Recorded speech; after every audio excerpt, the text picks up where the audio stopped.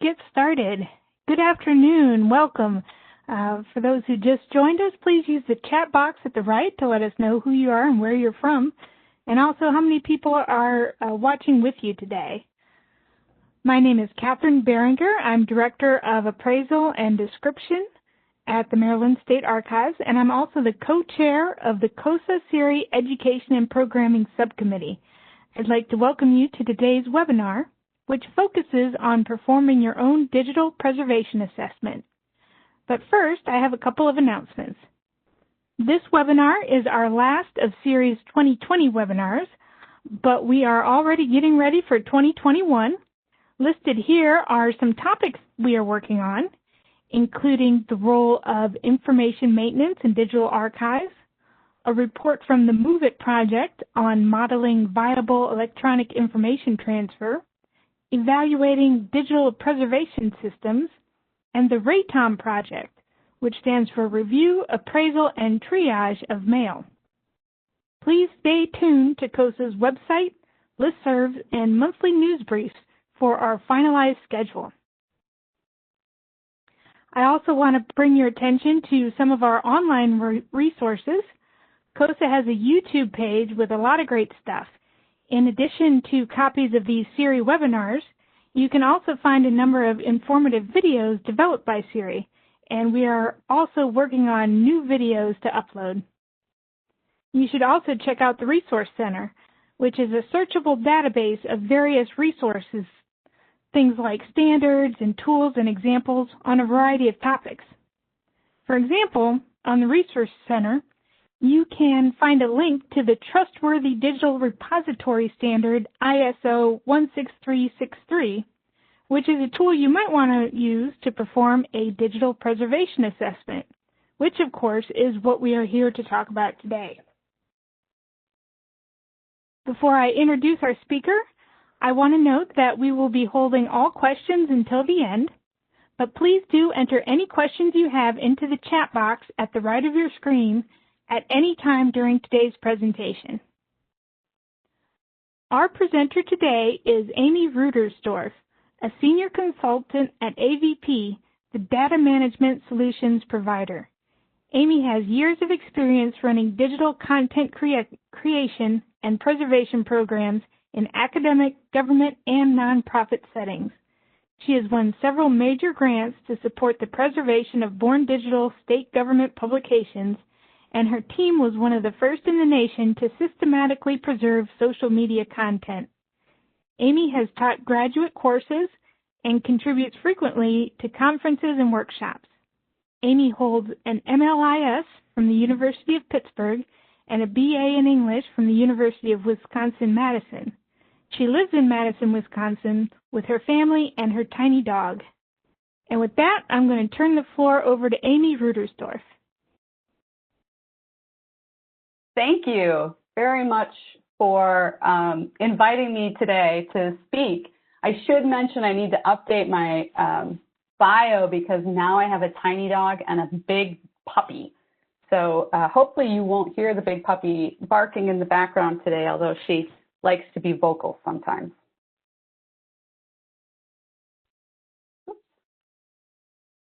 So I love to talk on this topic because assessment is such a central part of growing and maintaining a sustainable digital preservation program. It's just like lots of other functions we all perform. Think of the municipal roads division filling potholes. First, they need to know there are potholes. Somebody needs to tell them, or they need to do some research to find out. Then they need to decide whether and how to fill them. So they need to do some analysis. Then they need to prioritize which potholes, hopefully yours, get filled first. So they need to do some road mapping, and I don't mean for that to be self-referential, but I guess it is. So just like them, we need to assess, then plan, then prioritize, and then do. Without this sort of self-reflection and planning, we'll remain stuck in our own challenges or in our own pothole indefinitely. So Catherine told you a little bit about myself, but I did want to mention that I've worked at AVP for nearly 5 years. And during that time, I've done many, many digital preservation assessments. at institutions big and small. I'm even in the process of building a new low-cost tool called Digital Preservation Go to support orgs with this process. Prior to this, as Catherine mentioned, I worked at the State Library of North Carolina, where we focused on preserving the digital publications of state government. So I feel pretty uniquely positioned to talk to you about this topic today. So why do I start with this quote? Because ultimately, digital preservation is about maintenance. Like I alluded to with my pothole story, it isn't really about the newest and the most innovative, but steady practicality. Within that practicality, there are maybe moments of innovation, like you update your tools or there's new schools of thought, but those are all folded into our day-to-day management practices. So today I'm going to share one of these moments of innovation, which is the way that you can improve your maintenance practices that rely on your steady devotion to maintenance and practicality, and we call that the digital preservation self-assessment. You're going to hear a lot about maintenance today and the nobility of maintenance.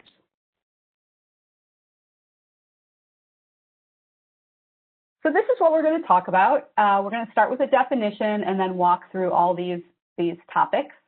Why do it? What tools are there? How to choose? What to expect? How to perform it? Using the outcomes, and then, at the end, is the self-assessment right for you? So let's start by talking about what an assessment is. And I think it's important to keep in mind that assessments are different than audits or certification. So Catherine mentioned ISO 16363. I'm a big fan of that international standard. But it's a pretty complex one and can be used for auditing and certification, but also for assessment. Certification is where you review your practice in order to get some sort of gold star or something that says that you are a trustworthy digital repository. Assessments are what you use to help you get there.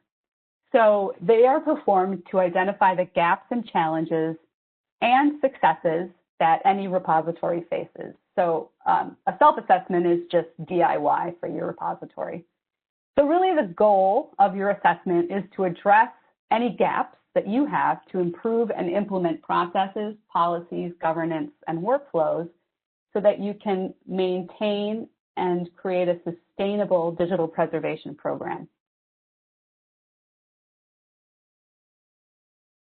So why do it? Oh no, this is a GIF, and he is eating his, Dan Levy is eating his licorice as he does with such flair in the TV show. But so why do you do it? Well, to answer these high-level questions. So we assess so we know where we are, right? So we can see if there are gaps or potholes. Where do we want to go? So we need to plan and figure out what our goals are, and then how do we get there? And we need to map out the future to make sure that we are ensuring that those goals we have get done. And then ultimately, we want to make sure we get buy-in for moving our program forward. So communication is a huge part of your assessment. Without that piece at the end of communication, the reality is that your program probably can't grow very much. So why do we do it? I'm going to use the word gap throughout this presentation because that's how we refer to the shortcomings of any program that we might identify. So the first thing you need to do is understand where your organization is today. What is the current status? What are the challenges? You need to understand where you want to go. So you're going to set goals, and you're going to align those goals with best practices and standards. And then you're going to need to identify any internal factors influencing your decision making. And then finally, you need to understand how to get there. And that could be a hard part for people. They get that there are goals, but then they sort of throw their hands up and say, well, how do I get there? So you need to, in this last phase, figure out what the resources are that you're going to need. You need to prioritize, and you need to figure out generally how long this whole process is going to take. So hopefully by the end of this talk, you'll have some ideas of how to do this. So the first thing I want to do is show you what some of your options look like. And I know this is a long list, and I'm just going to pull out a couple. The first one, because it was mentioned, is the ISO standard. And this is on which most of these other assessment tools are based. I'll call it TDR, which is Trustworthy Digital Repository. TDR is a holistic audit of your organization as it relates to the OAIS framework. I do not have a picture of the OAIS framework because I do feel at this point many of us are familiar with it. If you're not, do a quick search on OAIS and you'll see what that looks like. And that is a standard, an ISO standard as well, and 16363 and the OAIS framework are inextricably linked. It is an extremely complex tool to use. There are 109 metrics, and they go into great detail. It's a really important foundational document in our field, though. So it's important to at least familiarize yourself with it, but don't feel like you need to use that as your assessment, at least, especially if you're just starting out. One of the tools you may be more familiar with is the NDSA levels of preservation, and I really like this tool as well. The one drawback is that it's not holistic. It only deals with technology and metadata. It does not deal with organizational infrastructure, which is such an important part of your digital preservation program. So I would say a full third of what you need to be thinking about is not addressed in the NDSA levels. And I don't mean to minimize them at all because they're fantastic, but it's something to keep in mind. I do want to focus on the rapid assessment model, which comes out of the Digital Preservation Coalition in the UK. This is a holistic assessment tool, and it aligns with 16363 as well, and I'll show you that in a second. And then just to toot my own horn, we do have a new tool coming out called Digital Preservation Go, or DP Go, which will be holistic and actually based on the DPCMM, and that will be coming out in January or February, and we're hoping that that tool will be less than $3,000 for an assessment, which is a pretty good deal, I think. Anyway, this is not about our tool, it's about your self-assessment. So what do you expect from a self-assessment? I think the really important thing to keep in mind here is that it can be resource intensive. And you're going to be doing research into your documentation. You're going to need to talk to people throughout the institution, any of your stakeholders, IT, people who are responsible for finances and the legal commitments, and your designated communities. So this will take some time. This isn't something you're going to do in a day or a week, and potentially even a month. This is something that you plan to do over a 3-month period or something along those lines. The other thing to keep in mind is that you're going to need to have honest discussions, which for some organizations is fine. You can talk honestly and openly, but for others, it can be a little more sensitive. So that's just something to think about. How do you go into discussions with people and talk about finances in a way that is comfortable for everybody involved? And then another part of this is documenting the outcomes for a wide audience. And again, the audience is going to be dependent on your goals, but it does mean you're going to have to do some writing, most likely. So when we do digital preservation assessments at AVP, these are the steps we take. And so I'm going to step you through these in the next part of the presentation.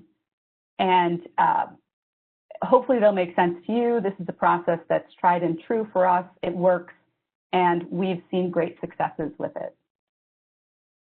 So this is just another way of viewing this checklist. We're going to go through and check each of these off as we talk about them. So the first thing we do is choose a tool. I showed you that list earlier. Here I've got the same list, and now I've highlighted the rapid assessment model. And that's because that's the tool that I'm going to use as an example throughout the rest of the presentation. So again, the RAM, as it's referred to, is from the UK. It's pretty lightweight. The complexity is pretty low. It's a free tool you can download. There are instructions. It walks you through it. And it's holistic. So it addresses all of the, or most of the issues you need to be thinking about as you're doing this self-assessment. So this is the RAM, and this is just a basic description of the RAM. Sorry, I've just cut and pasted this from the DPC website, and this is their logo, which is adorable. So you always have to include that. So the model aims to be applicable for organizations of any size and in any sector. So it is something that most folks should be able to apply in their organization. It's really focused on content of long-term value, so digital preservation. It's meant to be solution agnostic, and it's based on existing good practice, as I mentioned, ISO 16363 or TDR, and it's pretty simple to understand. They say quick to apply, but I hesitate because I do think it takes some research and takes some real study to make sure that you're answering the questions correctly. And so I agree less with that statement, but it's definitely simple to understand. So just to give you a sense of the alignment between the RAM and TDR, what you see on the left side are the different sections of the RAM. So you can see each of these is scored individually. You have organizational viability, policy and strategy, legal basis. You don't even get to technology until section D.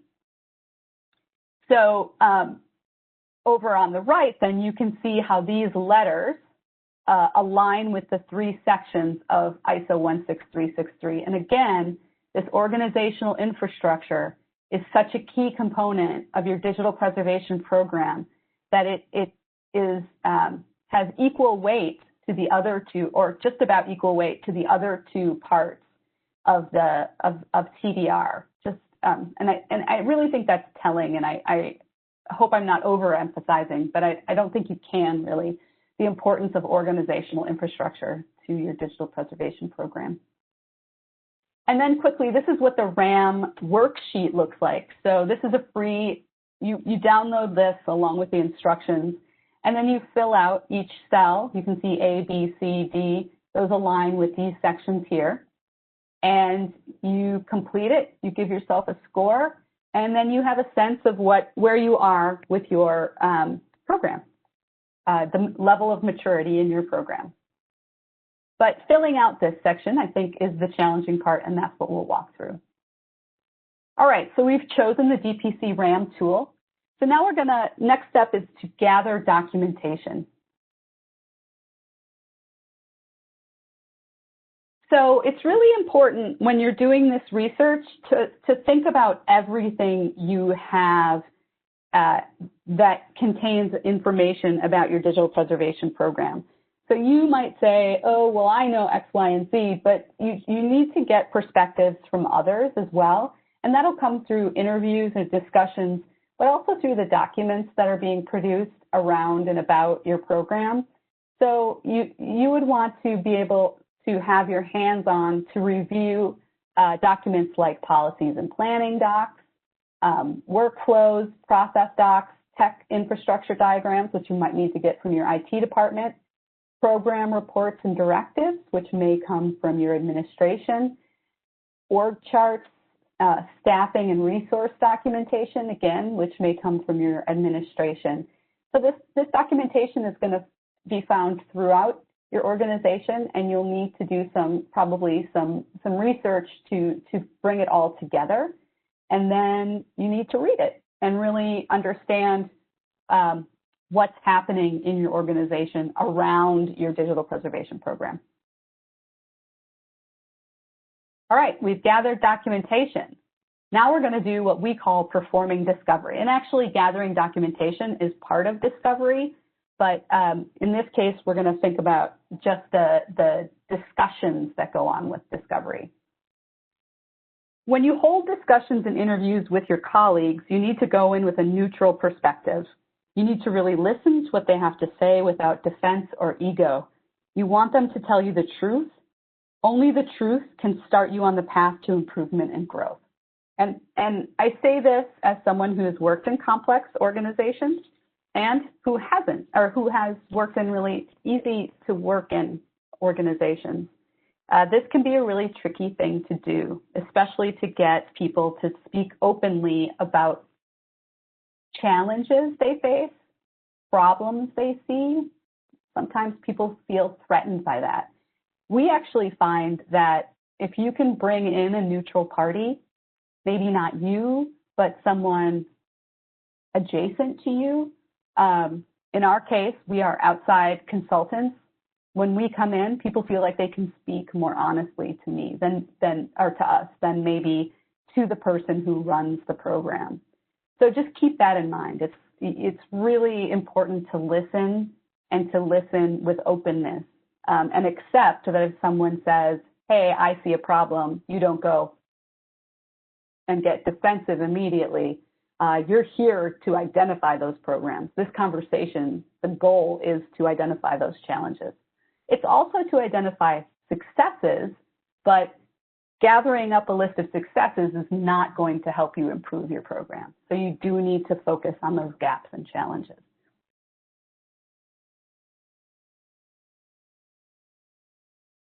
So this is a wordy slide, but I hope that you can see everything. The idea here is that you're going to ask questions of your stakeholders in some sort of face-to-face meeting, ideally, or Zoom-to-Zoom meeting, as we find ourselves these days. And the different stakeholders are going to have different kinds of information to provide you. So what I've got here are some sample questions you might ask those different stakeholders. These tend to be the kinds of people you'd be talking to. You also want to talk to the folks within the digital preservation program if you're not, flying solo. So when we're talking about creators and collectors, that might be people who are doing accessioning. It might be people who are digitizing. It could be any variety of people who are providing access or providing you with content that needs to be preserved. So a big question, you like to start a conversation out or start an interview out with just tell me what you do. And it's amazing how much information you can get from those questions. You start to see how what they do overlaps with what you do or impacts what you do. So it's important to listen carefully to the answers to that question. How are your digital materials created or collected? What types of content? Give us background on the collections. Having this context is going to be really important, especially if you think about digitizing media, audio-visual materials. It's going to be really important to know how those materials were digitized. Digitization in general is not preservation. They are not equatable, except when it comes to some audio-visual materials, in which case the only way to save them is to reformat them into a digital format.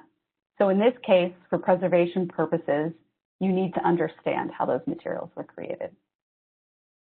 It's important to understand what digital preservation activities are not currently being performed that perhaps should be. You need to understand digitization workflows. Always ask people what they see as the biggest gap in what they do, in what you do. And then also discussions of metadata are really important. You want to make sure, of course, that when you're preserving content, you're preserving some sort of metadata to go along with them, because the whole purpose is to ensure long-term access. And without metadata, it's difficult to access those materials. And then with the administration, obviously, your questions are going to be very different. So what are the guiding principles for current and future digital collections and digital preservation systems?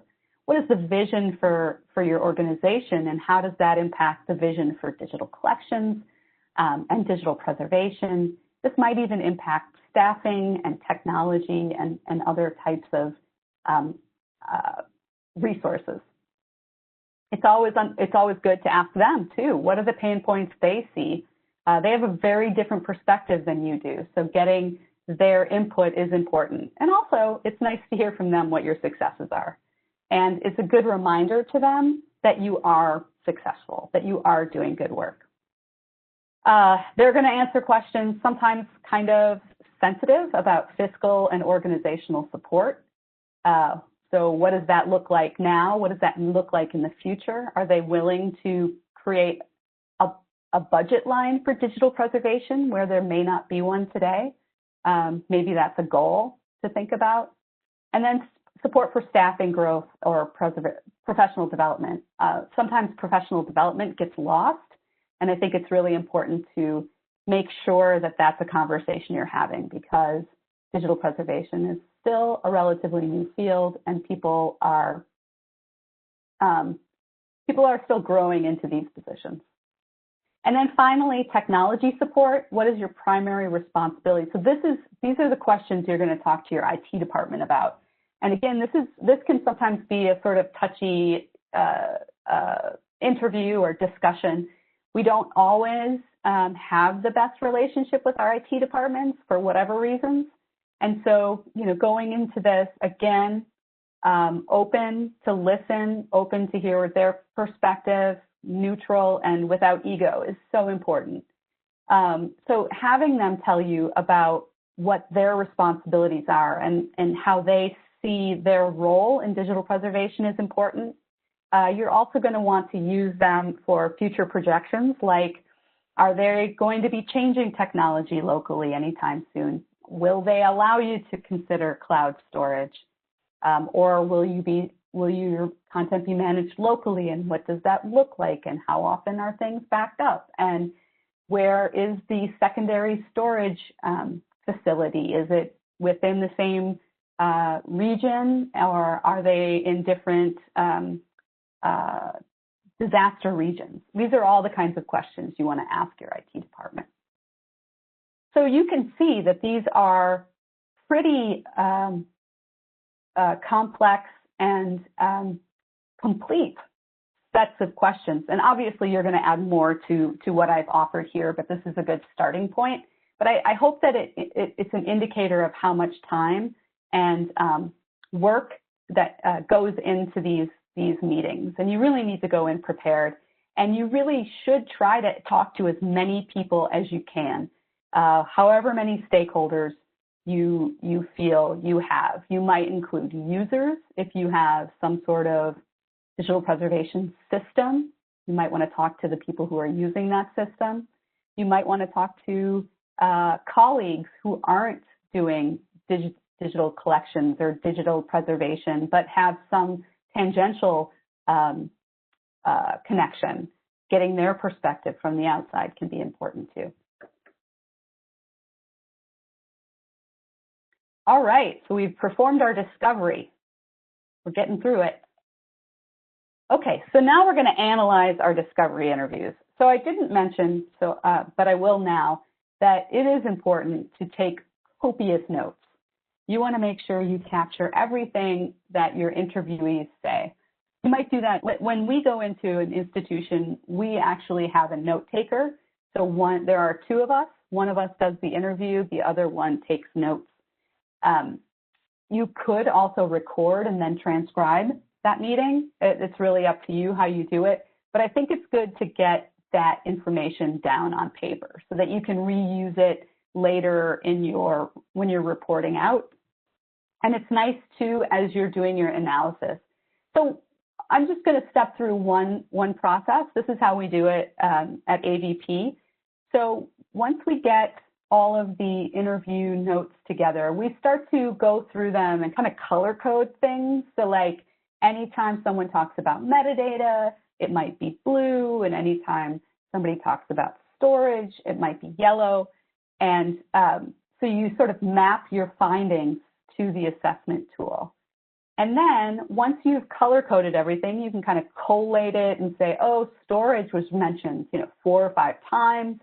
What's the context for those comments? And you might start to see things come out, especially as they're repeated by different folks. You're going to start to identify things that people think you're doing a great job on, things that people see challenges on. And then you can start to dedupe as well. But I think it's important that if somebody says, we're going to run out of storage in 2 months in one interview, and somebody says the same thing in another interview, obviously that's important because people are thinking about that. More than one person is concerned about that. And it's important to not lose that emphasis. And now you can start to score your results to identify gaps and successes. That's part 3. And once you've now pulled out the different gaps, pulled out your successes, you can start to think about recommendations. So if storage is going to run out in a couple of months, clearly one of your recommendations is get more storage.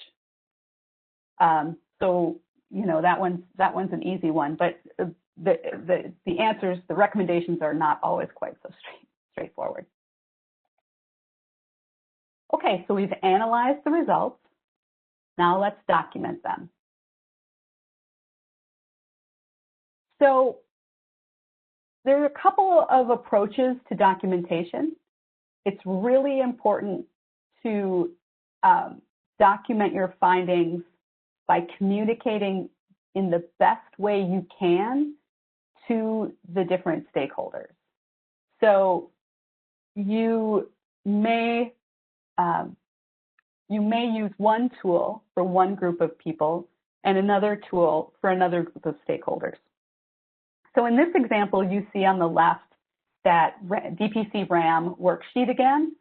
And once you've completed that with your score, which goes in the current level here, and evidence to support that score, which you're going to get through your interviews, you might then share this worksheet with other digital staff. This is probably something that folks who are working in digital preservation or maybe collections development or digital collections development, this is the kind of spreadsheet that's going to be really interesting to them.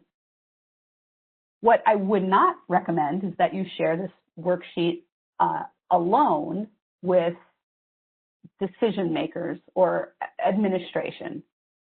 This is not going to be a document that they can readily pull out important information from.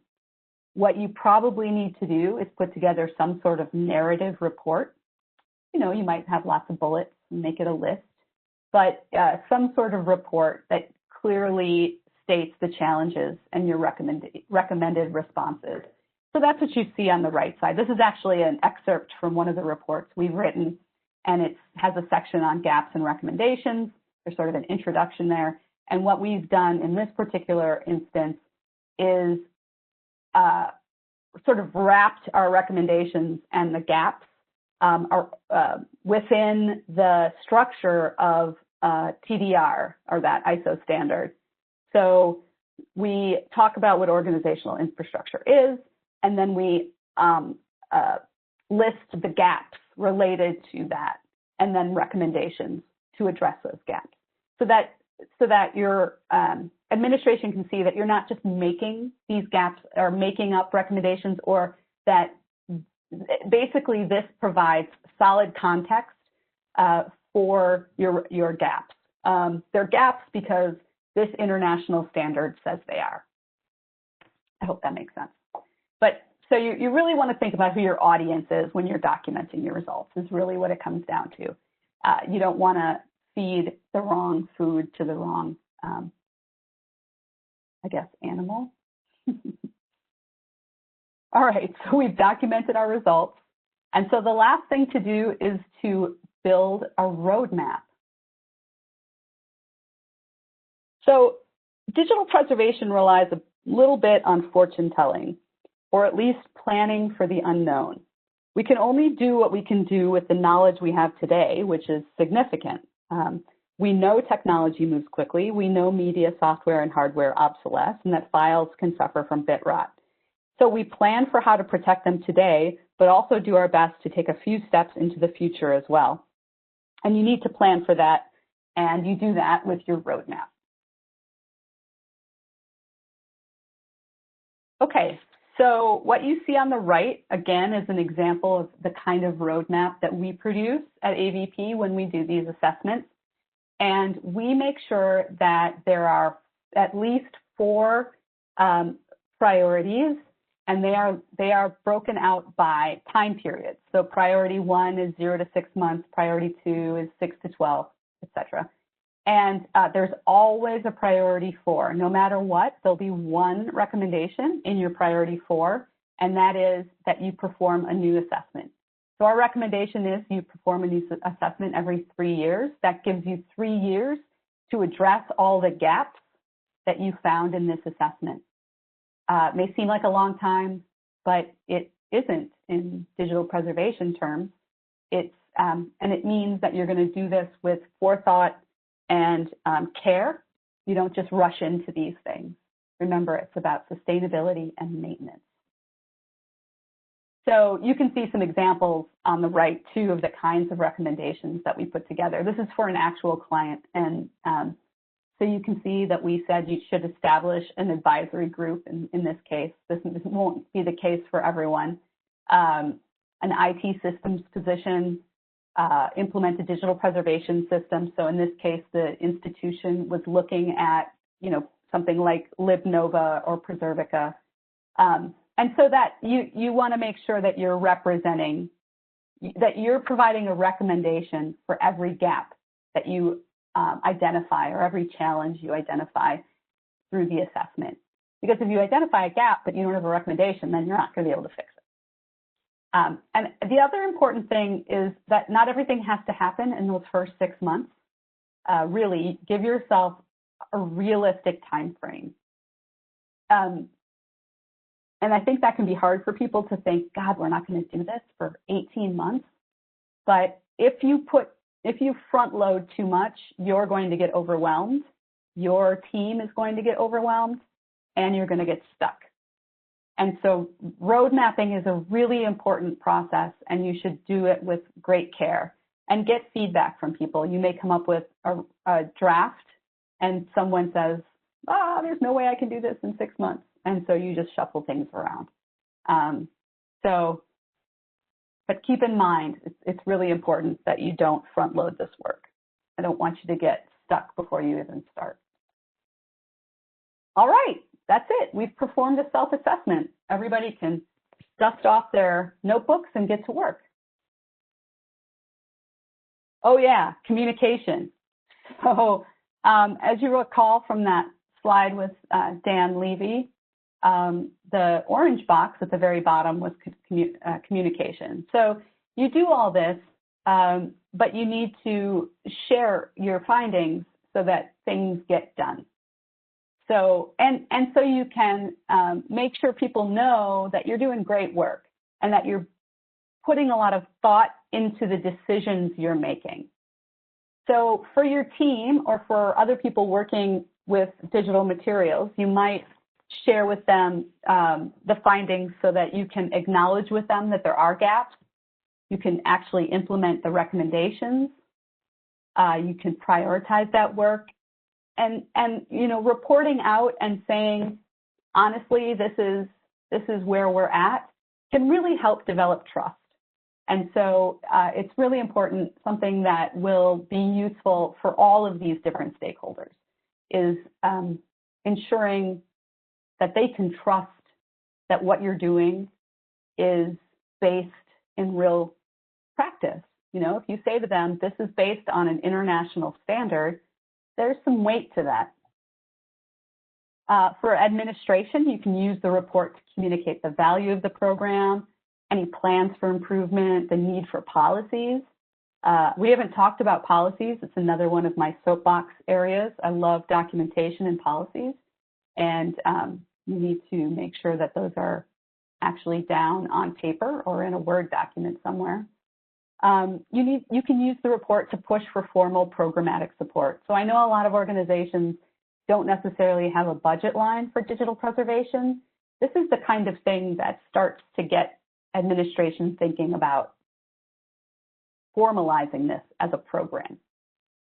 For IT, always useful to communicate with them any infrastructure gaps that you're seeing, any storage needs, being able to project storage needs 12 months, 18 months out, they're going to make them very happy that they can plan for that.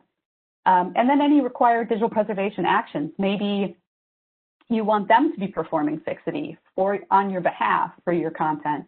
That's something you need to work out with them. You can start to plant that seed through the report. And then, again, getting formal programmatic support. And then other stakeholders, so this might be your colleagues in other parts of the organization, use this to report on your program successes and any plans for growth and programmatic improvements. Again, this is going to help you develop trust.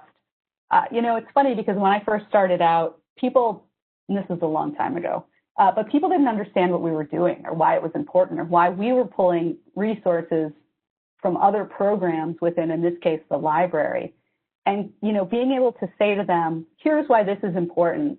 Here's why we need resources too, in a formal way, can really take you a long distance. And so I know writing reports is not what everybody wants to do, but in order to really get that buy-in, it's important to at least document in some way the work you're doing. Okay, so we're going to circle back to this idea of what your options are. So this presentation has been all about how you can do a self-assessment. And I fully encourage you to take that on.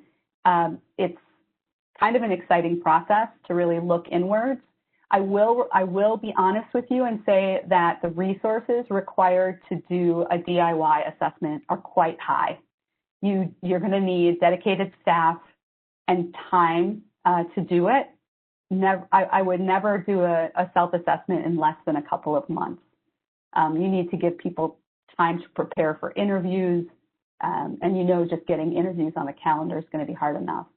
You are going to need to have a pretty strong background or understanding of digital preservation concepts in order to do this process yourself. But the good news is that the actual financial layout is low. There's obviously internal resource costs, but you don't have to actually pay someone to do it, which I know can be a real stickler. And then there are other kinds of assessments like peer assessments. NEDCC, the Northeast Documentation Center, they have, in the last couple of years, developed a peer assessment. And this might be something to look at, too, because also it's free to download. And you basically find a friend at another organization, and you assess one another's organization. Again, you're going to need the staff and time to do that work, but you don't have to pay anyone for it, which I know can be a really nice thing. But again, you're going to need to understand digital preservation concepts. And then I will throw out that vended assessments are also something you could consider. Staffing required in the institution or the organization is pretty low, and the time required is low because most of the heavy lifting is taken care of by the vendor. Likely you will pay for it, and the amount depends on the folks that you're working with. And it does mean that there's less reliance on you to understand the digital preservation concept. So the vendor can come in or the consultant can come in and you can depend on their knowledge. So when you're thinking about this, you really want to consider things like, what are the questions that need answers? Is tool complexity okay? Like, do you feel like you could take on ISO 16363, or maybe is RAM the better tool? Do you have the staff with the skills to perform the assessment? And does that staff have time? Do you have any money to spend on it?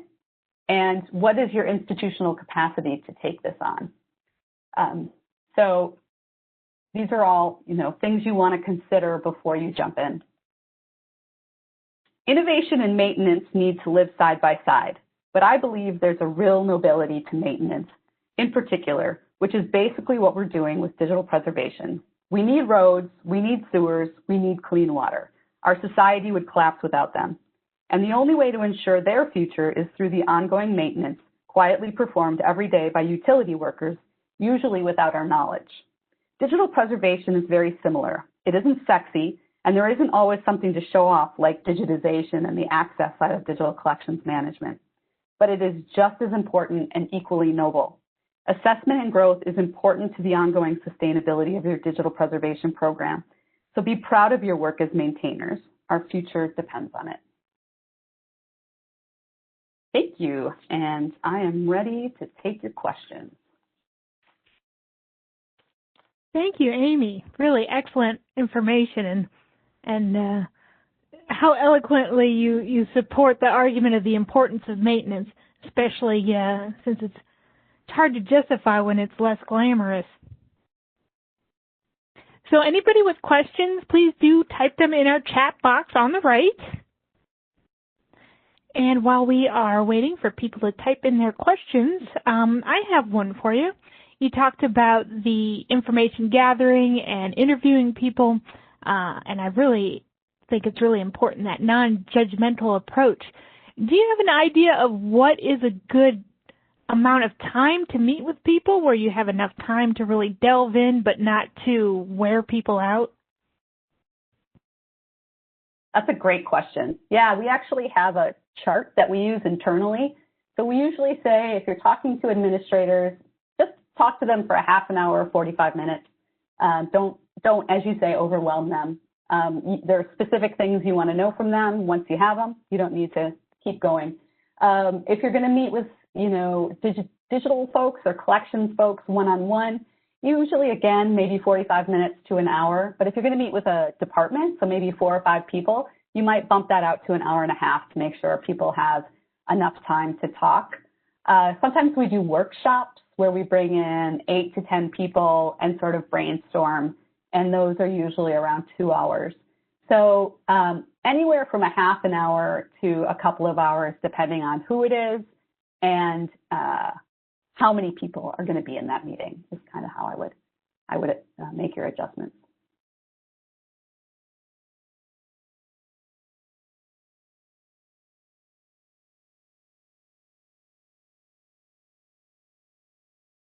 That makes sense. You really got to think of your audience and how big it is.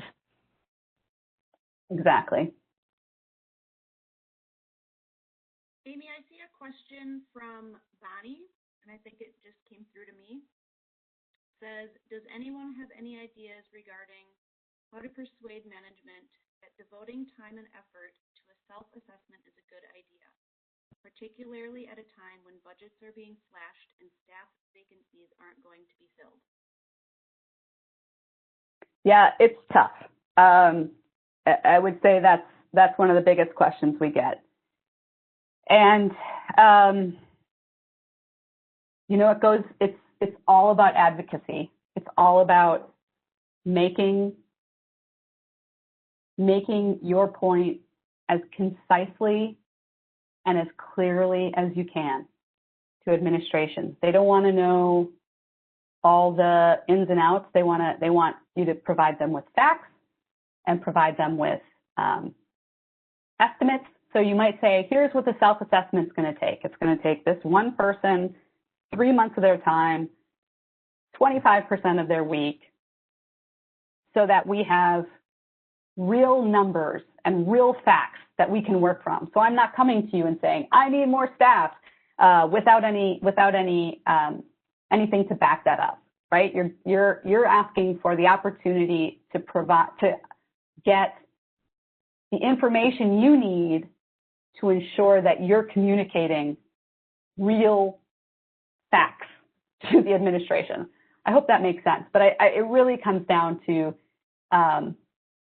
going back to this idea of neutrality and egoless is pulling any emotion out of it and just stripping it down to facts and saying, being able to present it that way. So I promise I will not. In fact, let me tell you this. We had a client who went to her administration and said, I promise you, I will not ask you to hire someone for my digital preservation program for 1 year if you let me do this assessment so that I can come back to you and say if we truly need that position or not. And so that was the way she ended up getting that assessment. If other people have ideas, please don't put them in chat because, like I said, this is always a big question. Here's a question from Jamie Patrick Burns. She says, I really like the idea of prioritizing tasks based on the time frame to accomplish them. Is there some kind of guidelines or help for figuring out the priorities? I imagine there might be a lot that gets stuck in the middle. Yeah, that's a good point too. Yeah, I mean, it's really about, it's so dependent on the institution. So if I have if I have 2 clients, their roadmaps are going to look completely different. It's dependent on how much staff they have, sort of the immediacy of the needs. It may be that a program can't move forward at all until they hire someone to do the work.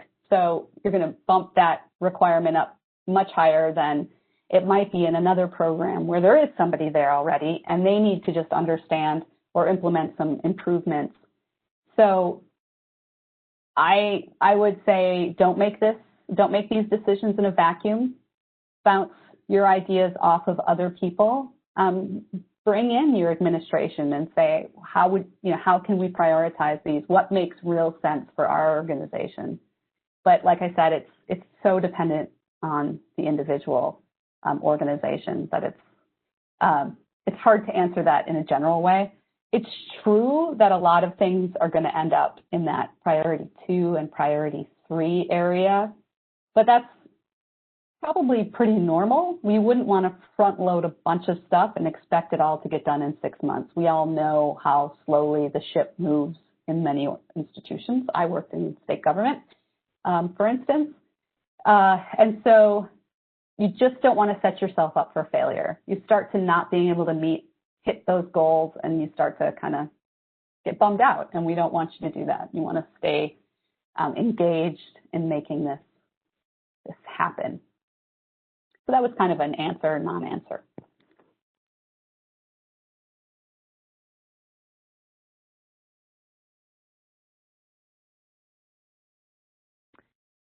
And we got a thank you from Jamie. Any other questions? Are people typing away?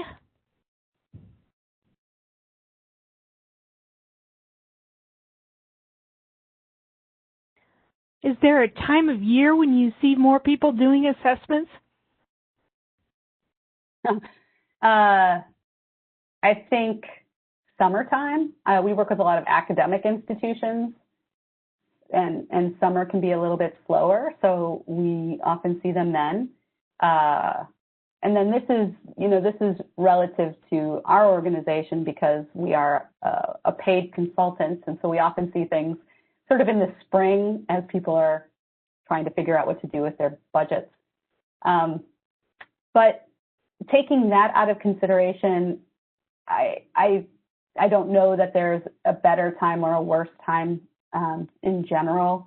And again, it's going to be organization specific. Maybe, if the governors, you don't want to do it when the governors are switching over. Obviously, you don't want to do it during something as dramatic as that. But having something in place before something like that happens would be great, so that you do have a plan for how to attack all those emails and migrate all of that governor's materials. But I mean, again, generally, it's hard to say. Probably summertime for most folks. Yeah, I bet doing it this time of year it would be hard to schedule things. Yeah, absolutely. Don't do it in December. All right, here's a question from a fellow Catherine. You mentioned several different models to choose from to do the assessment. Some digital preservation processes have been put in place, but we are just now forming a task force to identify long-term goals and write policies. But part of that will be doing an assessment. Would you recommend one model over another when the digital preservation program isn't really up and running yet? I'm going to jump back to that chart. We can look at it. Sorry, I hope I'm not making people busy. We'll get there. There it is. So I would say if you don't have policy, let me back up. Usually people start digital preservation with technology. So you've got digital stuff, you need to store it, you probably need to describe it. So everybody goes, okay, let's get some storage. So if you're just starting out, NDSA levels of preservation are great because they really do just focus on technology and metadata. Very focused. You're going to at least get a sense of where you're at there. Once you've done that, though, I would strongly suggest you do one of these other assessments. Digital OK, and Lori Ashley is on the call, and she was one of the people who developed that. You're probably familiar with it through the Digital Preservation Capability Maturity Model.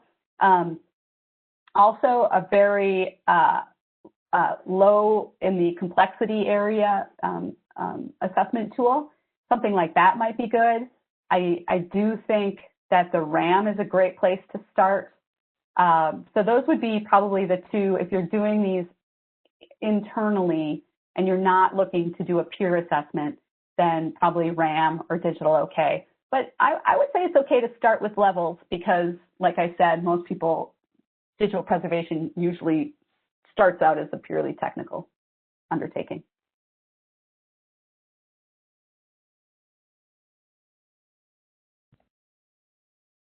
Do you think that this is a process that can be done well remotely, or is it something where you really need to be where the processes are happening, see them happen? You know, that's an interesting question because we, up until last March, we did all of our assessments on site. So we would go for 2 days and usually have somewhere around 12 meetings, and we would see the spaces and meet the people in person. Since then, we have done several assessments completely remotely, and while it's less, you know, you don't get to engage in the same way, but there is a sort of disconnectedness that maybe is useful in those meetings that might be a little more touchy. So there can be benefits to using Zoom. I don't think you're going to lose out dramatically if you do it through Zoom. You're still talking to people, you're still doing the analysis of your documentation. So I don't see it as, I think it's something, for instance, that you could be doing now as an organization. Well, not now because the holidays are coming, but in January and doing it through Zoom, and it'd be perfectly reasonable.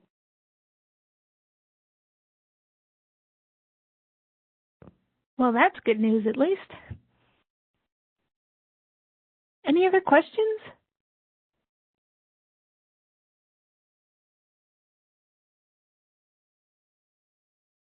Okay, well, Amy, thank you so much for joining us. It was a very interesting presentation. And thank you all for coming. Please complete the brief survey that appears when you close your webinar. And again, watch for those future COSA webinars so you can join us again. Thank you so much. Have a great rest of your day and happy holidays and happy New Year. Bye-bye.